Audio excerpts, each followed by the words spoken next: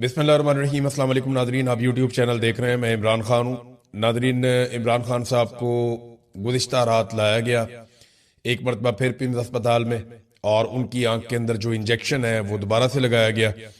हत्ता कि इमरान खान साहब के जो डॉक्टर हैं वो बड़ा कैटेगोरिकली ये स्टेटमेंट दे चुके हैं पहले ही कि CRVO नामी जो बीमारी है, जिसमें आंख के अंदर प्रॉब्लम हो जाती है, इस संगीन बीमारी का कोई इलाज पिम्स अस्पताल में मुयसर नहीं है। वहां पे कोई स्पेशलाइजेशन नहीं है इस हवाले से।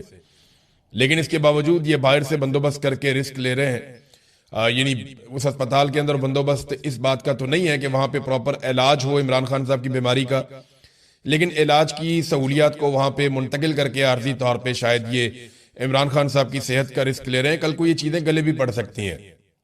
इमरान खान साहब की बहन उस्मा खानम ने इमरान खान साहब की जानिब से एक दरखास्त दायर कर दी है FIR के लिए, और ये दरखास्त दायर की गई है अडियाला के करीब।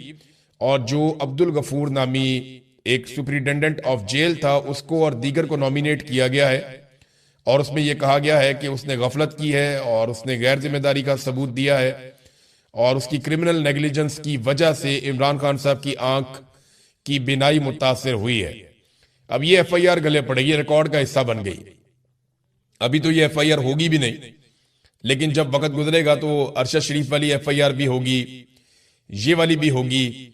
इमरान खान साहब पर जब गोलियां चली वजीराबाद में, वो FIR अभी तक नहीं हुई, अदालती अहकामात से वो भी होगी। तो ये सारे लोग जो इन FIRों की जद में आएंगे, ये अपने दूसरे घर ढूंढ लें कि इन्होंने किस किस मुल्क में जाकर छुपना है, क्योंकि पाकिस्तान तो इनके रहने के लिए जगह रहेगी नहीं। तो जो लोग आज पाकिस्तान से बेचारे दरबदर हैं बहुत बड़ी तादाद में, ये सारे पाकिस्तान वापस आएंगे, क्योंकि पाकिस्तानी इनके साथ खड़े हैं। और अल्टीमेटली ये जो थोड़े से लोग हैं, चंद लोग, ये सारे भाग जाएंगे पाकिस्तान से या पकड़े जाएंगे, ये आप देखेंगे। इमरान खान साहब की बहनें एक मरतबा फिर अडियाला जेल इमरान खान साहब को मिलने के लिए गई, तो फिर नहीं मिलने दिया गया। वहां पे पुलिस की नफरी तैनात कर दी गई, नाके लगा दिए गए, रास्ते बंद कर दिए गए, और फिर धागल नाके के करीब इन्होंने वहां पे एहतजाज शुरू कर दिया। इमरान खान साहब की बहनें वहां पे बैठ गई। वो हर मर्तबा जाती हैं अपने भाई से मिलने के लिए, और उनके भाई से मुलाकात करवाई नहीं जाती।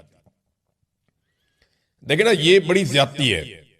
वो उनको इमरान खान साहब ने कहा मेरी बहनें मेरे लिए आवाज उठाएं, क्योंकि ऐसा लगता है कि इमरान खान साहब को इस बात का अंदाजा हो गया है कि पाकिस्तानी फिलहाल खड़े नहीं हो रहे। अल्टीमेटली एक दिन खड़े तो होंगे पाकिस्तानी, ये मेरा ईमान है। मुझे इस बात की समझ है, जो 8 फरवरी 2024 को पाकिस्तानी थे, आज भी वही हैं। उस दिन वोट डालने के लिए निकले थे, और एक दिन ये अपना हक मांगने के लिए निकलेंगे। तो ये होना तो है इंशाल्लाह। लेकिन इमरान खान साहब को इस वक्त अपनी पार्टी से भी कोई उतनी उम्मीद नहीं थी। उन्होंने अपनी बहनों को कहा कि मेरे लिए आवाज उठाओ। वो बेचारी कोशिश कर रही हैं, अपने भाई को मिलने के लिए जाती हैं। तो याद रखिएगा, जो कुछ इनके साथ हो रहा है ना, ये बाकियों के साथ भी होगा, और तब तक ये नॉर्मल हो चुका होगा। ये नौरीन खानम है, नौरीन न्याजी इमरान खान साहब की बहन है, और हसान न्याजी की वालदा भी हैं। ये वहां पे नाके से हटके एक इमारत के अंदर जाकर नमाज अदा करना चाहती थी।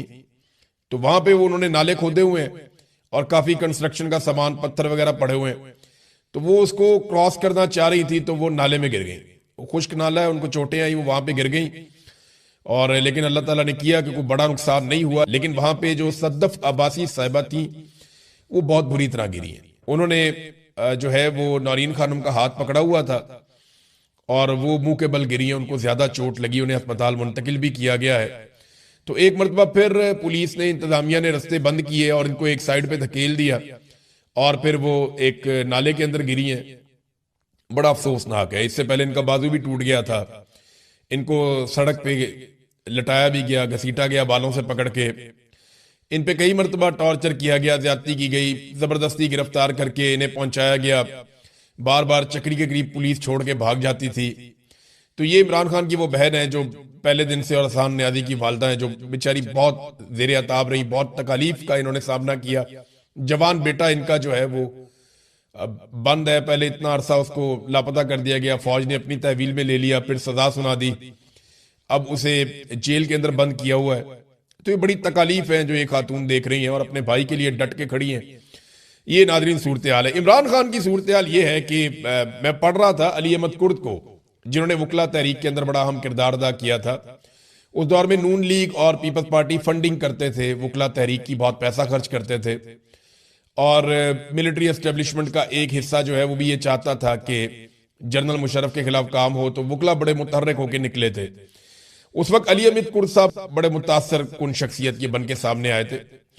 तो नवाज शरीफ और जरदारी साहब के साथ इनका बड़ा अच्छा ताल्लुक भी है। तो इन्होंने कहा जी बड़े अरसे के बाद मुल्क की तारीख में एक नर का बच्चा पैदा हुआ है। मुल्क में वाकई बड़े अरसे बाद कोई लीडर पैदा हुआ है। 10 जर्नैल जाकर उसके घुटने पकड़ लें लेकिन माफी नहीं है, ये मैं आपको लिख कर देता हूं। ये जनाब अली अहमद कुर्द साहब कह रहे हैं। अच्छा, रात को जिस नौजवान ने वीडियो बनाई थी, हैदर सईद ने, वो इमरान खान साहब को जब अस्पताल से निकाला जा रहा था तो वो नौजवान भी गिरफ्तार कर लिया गया है। यानी पता चला कि इसने वीडियो बनाई है तो इसको तो गिरफ्तार करो, तो उसको गिरफ्तार कर लिया गया है। और उसके पीछे एक रीजन ये भी है कि पाकिस्तान तहरीक इंसाफ के लोग या ये नौजवान खुद भी ये तनकीद कर रहे थे कि जनाब अगर हम आ सकते हैं तो पीटीआई के लोग क्यों नहीं आ सकते। जो अरकान असेंबली हैं, जो सेनेटर्स हैं, जो पार्टी के अहदेदारान हैं, बैरिस्टर गौहर को खासतौर पर तनकीद का निशाना बनाया कि वो क्यों नहीं आ सकते। तो मैंने आपको पहले बताया था कि ये जो मर्जी कहते रहे। बैरिस्टर गौहर कहते हैं जी कि मुझे तो रात 2 बजे पता चला जब इमरान खान साहब को वापस ले जाया गया था। तो मैं ये बात नहीं मानता, इसलिए कि मेरे पास जो इन्फॉर्मेशन है वो ये है कि पाकिस्तान तहरीक इंसाफ ने यह फैसला किया है कि वो इमरान खान साहब की सेहत के मामले के ऊपर कोई सियासत नहीं करेंगे और इसमें कोऑपरेशन करेंगे। इमरान खान साहब की आंख की सेहत बेहतर होनी चाहिए। अब ये बात वो पब्लिकली कर नहीं सकते, तो उन्हें इस बात की इंफॉर्मेशन थी और मैंने पहले ही आपको बता दिया था कि अगले 24-48 घंटों में इमरान खान साहब को लाया जाएगा। इनके लिए मुश्किल तो नहीं है, अपना एक मुलाजिम वहां पे बिठा दें अस्पताल में या अस्पताल के अमले के अंदर किसी बंदे को, क्योंकि मैं जर्नलिस्ट हूं, मुझे पता है खबर कैसे निकालते हैं। अस्पताल के अमले में आप 2-4-5 बंदों को बाउंड कर देंगे, यार कोई बात हो तो मुझे बताना, तो वो आपको पता चल जाता है। जैसे मैंने यहां पे बैठ के आपको पहले बता दिया था कि डॉक्टरों को छुट्टी दे दी गई और अमले को कहा गया कि आप जाएं। तो नाजरीन ये इतना मुश्किल नहीं होता, ये पाकिस्तान तहरीक इंसाफ को इसका पता था, लेकिन उन्होंने इसके ऊपर कोई एक्टिविटी नहीं की। इमरान खान साहब की सेहत के ऊपर उन्होंने सियासत नहीं की। हाँ, वो ये जरूर कह रहे हैं कि उनकी फैमिली को हक मिलना चाहिए। अब इसमें अलीमा खानम का एक स्टेटमेंट आया, उन्होंने कहा जी खबरों से हमें पता चला कि इमरान खान को आधी रात को दोबारा पिम्स ले जाया गया। ख्याल रहे कि उनकी आंख में दूसरा इंजेक्शन लगाया गया था। जब कानून इस बात का तकाजा करता है कि किसी कैदी पर कोई तिब्बी अमल कराने से पहले खानदान को मुतला किया जाएगा तो खानदान को क्यों नहीं बताया गया। हमें सरकारी तिब्बी सहूलियात की तशखीस या जांच की रिपोर्टों पर बिल्कुल भरोसा नहीं है। पिम्स से पहले ही इतलात आ रही हैं कि डॉक्टरों को इमरान खान के बारे में कोई भी मालूमात लीक होने पर संगीन नताइज की धमकियां दी जा रही हैं। वो क्या छुपा रहे हैं? हमारा खानदान उनकी रिपोर्ट्स को मुस्तरद करता है, ख्वाह वो अवाम के सामने ये रिपोर्टें जारी करें। हम अपनी दरखास्त पर कायम है कि शिफा इंटरनेशनल इस्लामाबाद में इमरान खान के जाती डॉक्टरों की निगरानी में और उनके अहले खाना की मौजूदगी में माहिरीन के जरिए इमरान खान का मुआयना और इलाज किया जाए।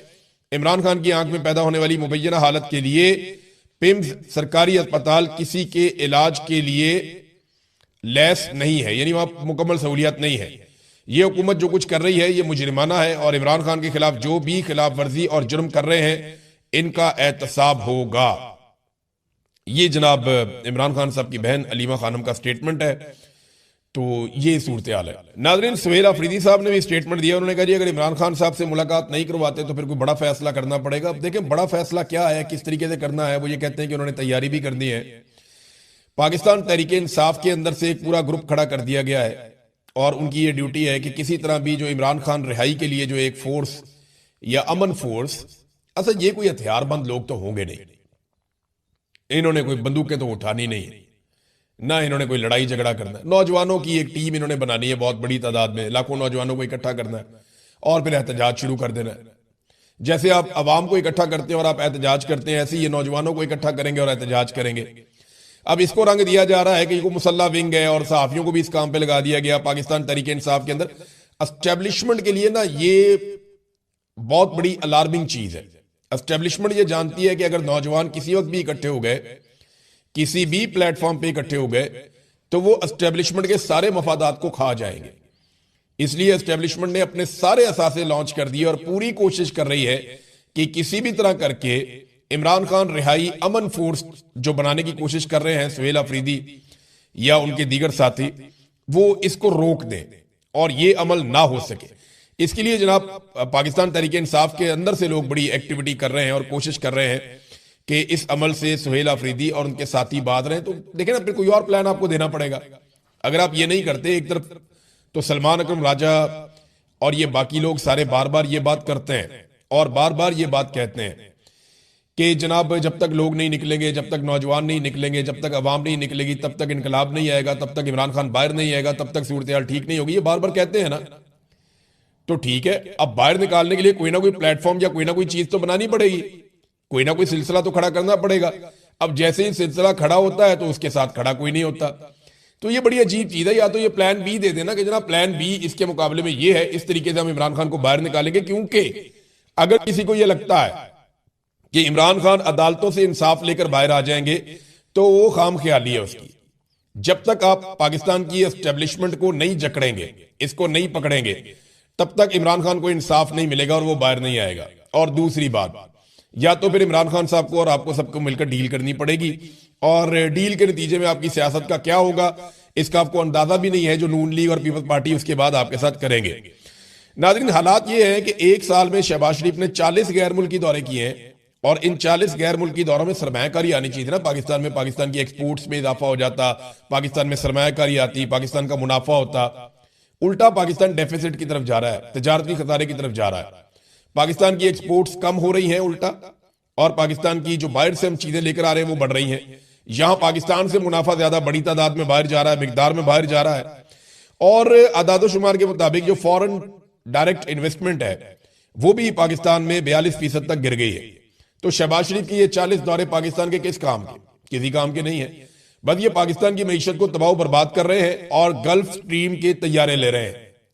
देखें, गल्फ स्ट्रीम के तैयारे वो हैं जिनको दुनिया में अयाशी वाला तैयारा माना जाता है। बड़े बड़े अमीर फुटबॉलर्स इस तरह के तैयारे लेते हैं। मैं एक इंटरव्यू सुन रहा था रोनाल्डो का, उसने ये कहा कि मैं ये तैयारा लेना चाहता था, लेकिन फिर मुझे याद आया कि मेरी माँ 10 मील चल के अपने स्कूल जाती थी, तो फिर मैंने 100 बसें खरीदी गरीब बच्चों के लिए जो उन्हें स्कूल लेकर जाएंगी और उनको स्कूल छोड़ के और लेकर वापस आएंगी। तो मेरी माँ बहुत खुश हुई और मुझे ऐसा लगा मुझे इससे ज्यादा बड़ी खुशी मिली है। तो उसने वो तैयारा नहीं लिया अपने जाती पैसों से, रोनाल्डो के पैसे उसके अपने जाती थे। वो गल्फ स्ट्रीम का अयाशी वाला तैयारा ले सकता था, लेकिन उसने वो महंगा तरीन तैयारा खरीदने के बजाय गरीब बच्चों के लिए बसें ले ली। और यहां पे शहजादी ने क्या किया कि गरीब बच्चों के स्कूलों को तबाह करके, उनकी हेल्थ को तबाह करके, उनका सारा इंफ्रास्ट्रक्चर बर्बाद करके, और पाकिस्तान पे और अपने सूबे पे कर्जे चढ़ा के अपने लिए गल्फ स्ट्रीम का तैयारा ले लिया। आप कहते हैं जी हम बनाएंगे कोई एयरलाइन। यार झूठ बोलो तो पता तो चले कि झूठ बोल रहे हैं। फिटेबू ताड़ा झूठ पहले ही पकड़ा जाता है आप लोगों का। वो वजीर इत्तला आता है, उसका काम ही ये है एक के बाद एक झूठ, और पीका पता नहीं पूरे पाकिस्तान पे लग जाएगा, ये इंफॉर्मेशन मिनिस्टर पे नहीं लगेगा जिसने झूठ बोलने की कसम खाई हुई है। अब नवाज शरीफ ने अपने पुराने साथियों से फोन शोन करके इधर उधर पीएमएलएन के लोगों को कहा कि मेरी बेटी को सपोर्ट करो यार, अगर इसने तैयारा ले ही लिया तो इसके साथ खड़े हो जाओ। सारे इसके ऊपर तनकीद कर रहे हैं। तो फिर उसके बाद आपने देखा राणा सनाउल्लाह ने, 2-4-5 और लोगों ने, अभी ख्वाजा आसिफ ने, इन लोगों ने आहिस्ता आहिस्ता मरियम नवाज को सपोर्ट करना शुरू किया। नहीं जी नहीं, तैयारा ले लिया तो क्या हुआ, तैयारा तो काम के लिए लिया है। और भाई तैयारा देखें, आप एक गाड़ी खरीदते 1 करोड़ रुपए की, वो भी आपको उसी तरह लेकर जाएगी। आप एक गाड़ी खरीदते हैं 50 करोड़ रुपए की, वो भी आपको उसी मंजिल पे उसी स्पीड से लेकर जाएगी। लेकिन 1 करोड़ और 50 करोड़ की गाड़ी में फर्क यह है कि दोनों के अंदर अय्याशी के लवाजमात फर्क है।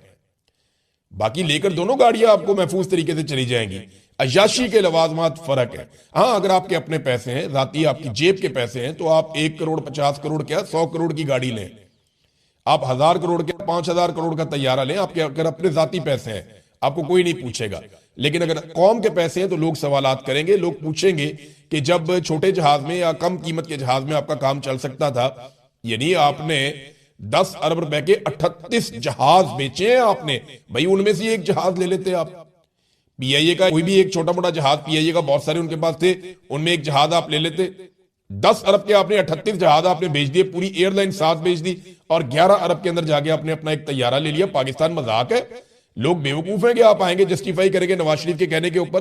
तो नवाज शरीफ जो मर्जी कहता रहे, ये इनके गले में फंस गया जहाज, ये जो मर्जी करे। अब इमरान खान साहब और बुशरा बीबी की नाजरीन 7 मुकदमात में जमानतें मंजूर हुई हैं, और ये डिफरेंट मुकदमात हैं जिनमें इन्हें जमानतें मिली हैं। ऐसा नहीं है कि इन जमानतों के मिलने के बाद ये फौरी तौर पे बाहर आ जाएंगे, लेकिन ये बड़े अरसे से मामला पेंडिंग था। 30 मरतबा तो अदालत ने कहा जनाब इमरान खान को पेश किया जाए, वो पेश नहीं किया गया। बार बार केस लगता रहा। इमरान खान के वकील ने कहा जनाब हम मेरिट के ऊपर जमानतें चाहिए, हमें कोई तिब्बी बुनियादों के ऊपर जमानतें नहीं चाहिए। तो इमरान खान और बुशरा बीबी को 7 मुकदमात, जिनके अंदर 9 मई के हैं, आजादी मार्च के हैं, इक़दाम कत्ल के हैं, तोड़ फोड़ के हैं, जलाओ घिराव के हैं, तोशाखाना की रसीदों के हैं, तो ये मुकदमात के अंदर इमरान खान और उनकी अहलिया को जमानतें मिल गई हैं।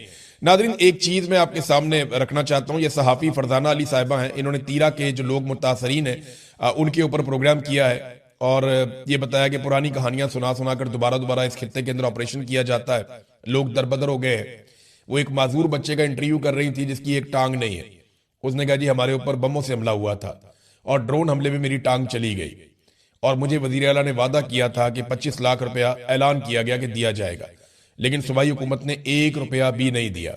अब सुहेल अफरीदी साहब जरा इस चीज पे खुद ही गौर कर लें और देख लें फरजाना अली साहिबा का प्रोग्राम निकालकर जिन लोगों के साथ वादा किया गया है या जो लोग मुतासरीन हैं, सूबाई हुकूमत की जिम्मेदारी है कि फौरी तौर पर उनको इमदाद पहुंचाएं, वरना फिर वो भी उसी तरह तनकीद की जद में आएंगे जैसे वफाकी हुकूमत और इदारे तनकीद की जद में आते हैं। और बिल्कुल तनकीद होनी चाहिए। जहां पे लोग मुतासर हैं, हुकूमत की जिम्मेदारी है उनकी मदद करे।